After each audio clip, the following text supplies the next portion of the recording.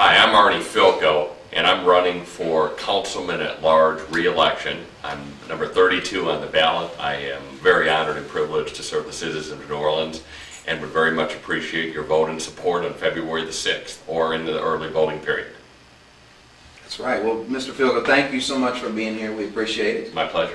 On behalf of NewOrleansBlack.com, NewOrleansFirst.com, we're going to ask you some questions. And then we also have kind of a group out there on our Facebook that's throwing some questions our way, and we'll ask you one of those as well. All right. Okay? So this will be real simple. It'll be 10 minutes and give people a chance to learn who you are. Great. So first up, who are you? I mean, we do know that you've been currently serving as council at large, but tell us a little bit about who Arnie is in general. Well, Arnie Fielkow is someone that moved here 10 years ago to become Executive Vice President of the New Orleans Saints. Okay. And like many other people that have come here or are from here, we fell in love with the city of New Orleans. And after Katrina, life changed for all of us personally and professionally. I made the decision to run for re-election, and very privileged to have had the benefit and opportunity the last 4 years to serve as the councilman at large and also a rotating council presidency. Now, you were in a corporate organization, and then you ran for office. What made you run in the first place? I mean, what made you say, I want to run for public office? Well, I think people's perspectives certainly changed after Katrina, and in my case, I mean, I saw a city that was tremendously devastated, but I also saw people each and every day trying to come back, to invest in the city, to make it a better city, and I believed I had something to give to the community, and that's why I ran for office. And the reason I'm running for re-election is I think we've done some good things. I think we've started things, but we haven't finished some of them. And I want the opportunity to finish some things that I believe are going to create a better city for all New Orleanians, and I'm looking forward to that opportunity. Well, good. Talk about, you said, you're currently in office, you've started some things. What are those projects that we must have Arnie Fielkow in office to complete? What are those things that you've started that without you there might not make it through the process because it's something you've been carrying? Well, a number of things we do deal with quality of life issues. I'll give you one that's because of my sports background. I've worked very hard on NORD reform, recreation reform, which is vital if we're going to have a safe city, if we're going to get us back to where we want to be. NORD used to be the best in the country, but over the years it's fallen a great deal, and we put together a reform effort over the last year and a half. I've got community leaders involved, and we're going to really bring New Orleans recreation back to a model of excellence.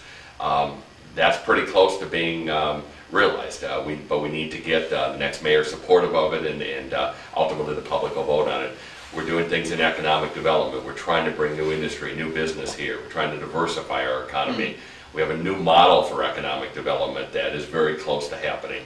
And of course, one of the areas that I feel very strongly about is we've got to create opportunities for our local businesses and our disadvantaged business enterprises to get the lion's share of the business that our city awards. Agreed. I think that will be very helpful. And clearly our audience is very passionate about that. Talk to that a little bit. What are some of your, how do you feel about DBE, minority set-asides, and just diversity in general as it relates to economic development initiatives and what you can do? Well, I think it's really important. I think we have a community in many ways that's kind of a have and a have-not community. And we've got to figure out a way to grow the middle class here, and we've got to figure out a way to bring those at the bottom and uplift. And I think one of the best ways you can do that is to create economic opportunities for people. One of the pieces of legislation I'm most proud of that I authored is a new piece of law that's been in effect for the last 4 months that mandates that 50% of all city business be given to our local businesses. And that 35%, and these are minimums, that 35% be given to disadvantaged business enterprises as defined in the city law. If we can get those laws just enforced, and that'll be a big part of the next mayoral administration, with all the recovery contracts and money available to it, if we can keep the money locally, that's going to recirculate, and we're really going to create a much healthier environment economically than what we have right now. Well, talk to that. Talk to, without endorsing any particular candidate, talk to the kind of mayor we must have in order for some of those changes to happen. Well, I think we need a mayor, first of all, that's willing to roll up his or her sleeves and say, we're going to go to work on the basic issues of the day.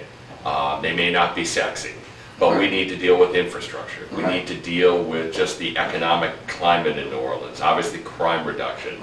Our public schools, our flood protection, even though we have limited role in city government with a couple of those, we need to be engaged fully because those are the root issues of many of the challenges that we face. So I'm looking for a mayor that is willing to work hard, to roll up their sleeves, to be a partner.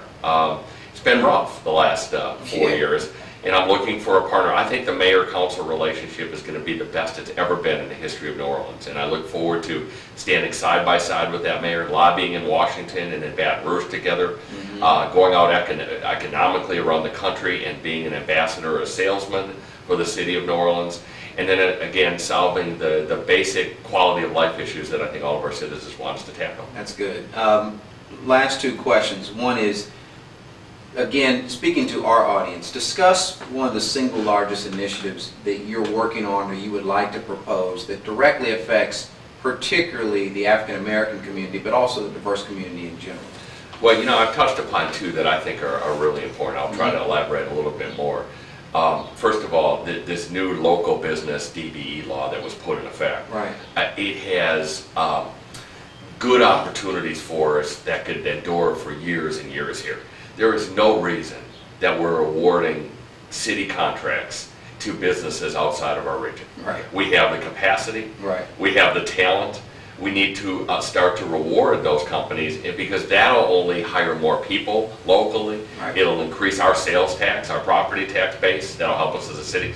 So I'm very proud of that. And the same thing with the DBE. I mean, the reality is if we're going to grow a middle class in the African American community especially, we need to create opportunities. Right. We have that opportunity. So let's set the standard for that. And of course the Nord Recreation, you know, to me is vitally important. If you want to solve crime, if you want to create economic growth here, one of the best ways you can is to have great quality of life, and having a good recreation system that's across the board and fair is something that will pay dividends, I believe, for years to come and bring us back to the national model of excellence that we once enjoyed. Last question. Thank you so much so far for this interview. This comes from our Facebook friends. From Robert Childs, it said, what will you do to bring more business to New Orleans, medium and large size? Well, I think there's several ways to tackle that. First way, you know, we can travel the world for business, but if we don't solve our basic things here and create an environment for companies to want to be here or come here, it won't work. So you got to deal with crime. You have to make sure that we're safe from a flood protection standpoint. You have to deal with our blight issues, all of the quality of life issues we deal with on a daily basis. Lay that foundation. Once you've laid that foundation, we have to be strategic of where we're going for business. We have great opportunities in the maritime area, in the biomed area, in the digital media area, in the film area, in the aerospace area. You know, and I think we need leaders both at the council and mayor's level that will simply serve as ambassadors, go out and tell the good story. It's the greatest city in America to live in. Right. I believe it can be the greatest city in America to work in and to invest in. And we simply have to tell that story to an audience that I believe will be very receptive. I think so too. And this has been a great interview. If you would please, we've got less than a minute left. If you look into the camera, you'll have an opportunity to ask people for your vote. Well, thank you. My name is Arnie Fielkow. I am running for re-election to the councilman at large position. I'm number 32 on the ballot. Please vote on February the 6th or in the old early voting period that starts January 23. I would be absolutely honored and privileged to receive your vote and your support. And you have my pledge that I'm going to do everything humanly possible to make this a great, great city and to elevate it to heights that I believe it has never seen before.